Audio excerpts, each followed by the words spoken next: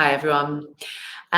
It's been a really eventful week for financial markets and a really strong start for financial markets. So we're going to dive straight into the charts to see what's going on and what might happen next. So this, as usual, is my favorite chart. It is the World Equity Index one, as always. Now, if you follow my pointer, as you can see, sea of green for the European markets on Tuesday. US markets aren't open, but just look at those gains that they made on Monday. Over 2% rise in the Nasdaq, 1.5% rise for the S&P 500.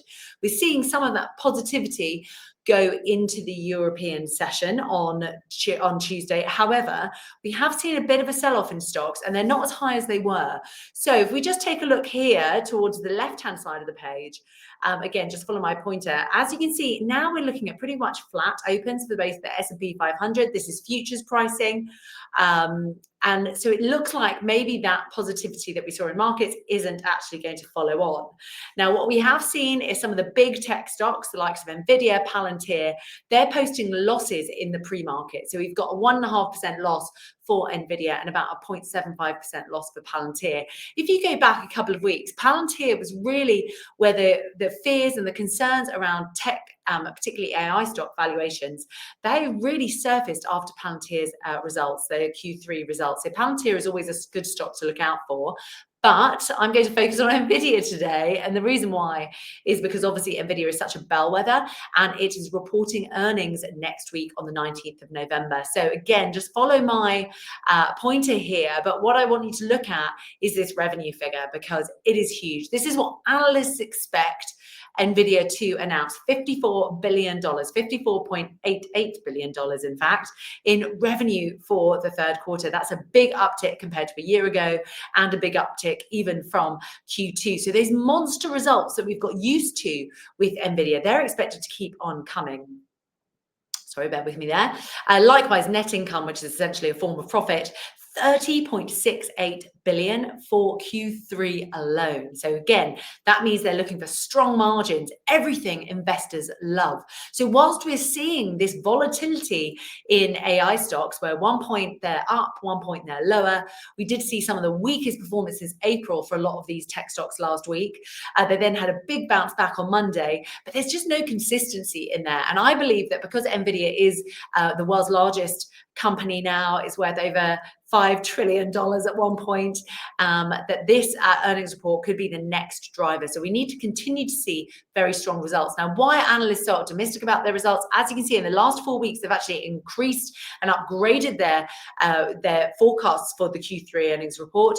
It's because the hyperscalers, the Metas, the Microsofts, the Amazons, the Googles, they are pledging to spend $400 billion on AI upscaling and build outs in 2026. Now that's a 20% increase on this year. And a lot of that money will be going to Nvidia because they can still control about 98% of the GPU market.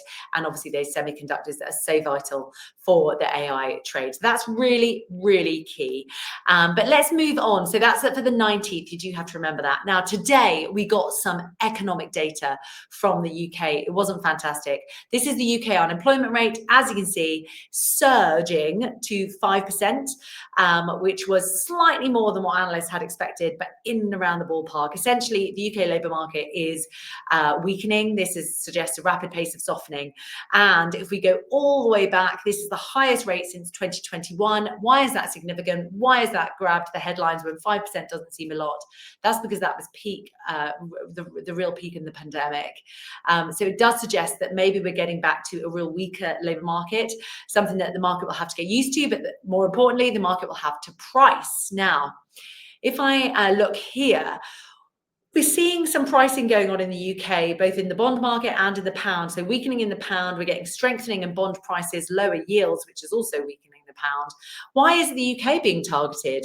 Well, this is the City Economic Surprise Index for the UK, for the US, for Europe, and for the global economic surprise indicator.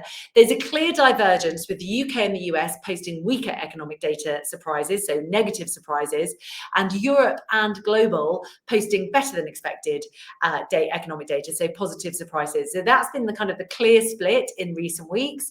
But just look at this. It's the white line on the chart, which is the UK's. The rate of decline, of deterioration in the UK data is stronger than elsewhere. So in that that's why the UK is being picked on, if you like. But that's not the only thing. This is relative performance, unemployment rates for France, Germany, the US, and the UK. Now, you can essentially discount the US because obviously they haven't released any labour market data in the last 2 months because of the US government shutdown. That will be coming down the line now that the shutdown looks like it's coming to an end. However, for now, whilst Germany and France have higher unemployment rates, significantly higher unemployment rates than the UK, what is really worrying the investing community is the fact that this chart, so this is normalized to show how they move together. And as you can see, the unemployment rate in the UK is moving up at a faster pace than it is elsewhere. And it's now moving up at a faster pace than France. So that's the real concern there. And that's why we have seen various, that's why we've seen weakness in the pound. So the pound has fallen sharply today. It's the weakest currency in the G10 FX space. As I mentioned last week, we're still below that 200-day moving average. So nothing good happens below the 200-day moving average. So the saying goes. And for any pound bulls, they'll know what that feels like because the pound has not been moving in that direction. 132.70 is the 200-day moving average, and we are significantly below there at 131.40. The pound took another real step lower after that unemployment data on Tuesday. We've got a lot of event risk for the UK this week. We've also got GDP data for Q3, which is coming out on Thursday, so that's something to watch. But as the pound remains in the doldrums, the FTSE 100 record high. So a record high today, it made a record high on Monday as well.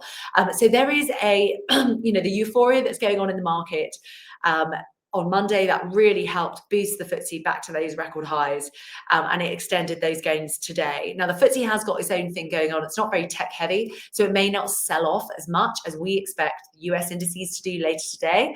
And it's got a strong energy mix. Well, the energy price really surged yesterday, and it's had some pretty good earnings data as well. The most recent, obviously, being Diageo.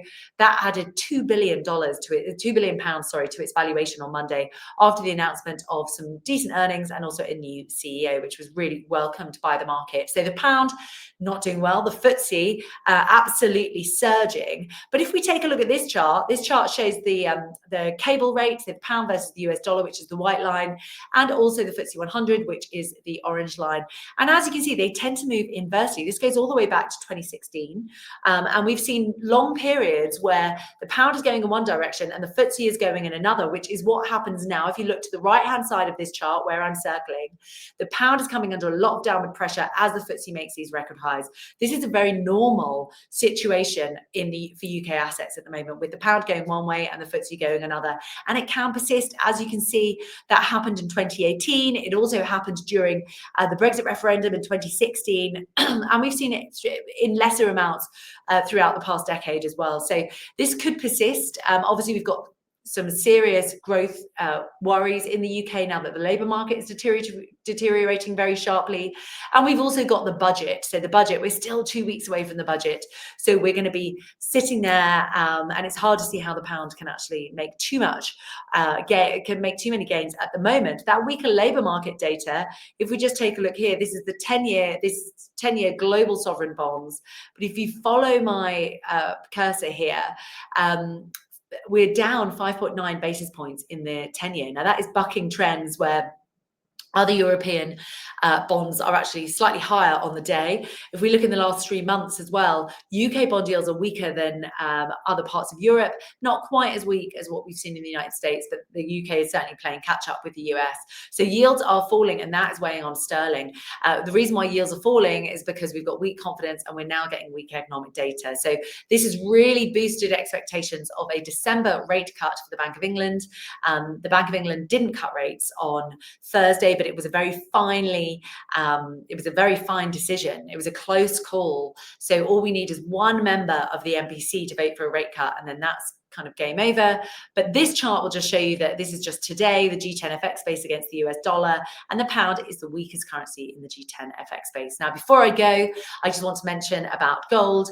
Gold is really climbing higher. It's up another $24 today, above 4,140. If we just take a look at this chart, as you can see, it's come under pressure in the last few weeks. The end of October was kind of uncomfortable for gold. It fell below that 4,000 level, but it is right back up there. And I think that we we could see inflows into gold. There's concerns about inflation. There's still concerns about the state of the US economy. That will fuel the gold price for now. And we absolutely stayed above that 50-day moving average, which is now key support, and that comes in at 3903. So we're well above that at 4,140. But that's it from me, guys. Thanks so much for joining, and hope to see you next time.